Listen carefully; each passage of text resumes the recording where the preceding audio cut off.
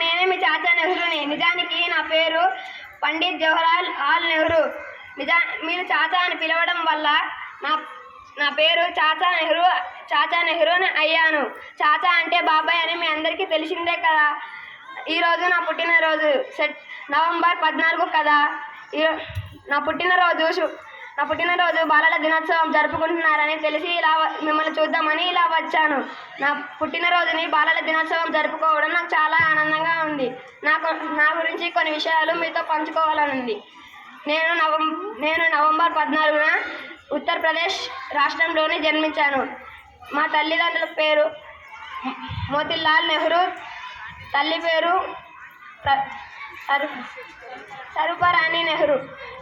నేను యూనివర్సిటీలో డిగ్రీ చదివాను. మీకు మహాత్మా గాంధీ, సర్దార్ వల్లభాయ్ పటేల్ ఇలా చాలామంది స్వతంత్రం కోసం పోరాడిన చాలామంది గురించి తెలిసిందే కదా. ఆ కాలంలో మేమందరం కలిసి బ్రిటిష్ వాళ్ళతోటి పోరాడి స్వతంత్రం 1947 ఆగస్టు 15న స్వతంత్రం తీసుకువచ్చాము. భారతదేశం స్వతంత్రం వచ్చిన తర్వాత మొదటి ప్రధానిని నేనే. నా తర్వాత నా కూతురు ఇందిరాగాంధీ కాలంలో ప్రధానమంత్రిగా పనిచేసింది.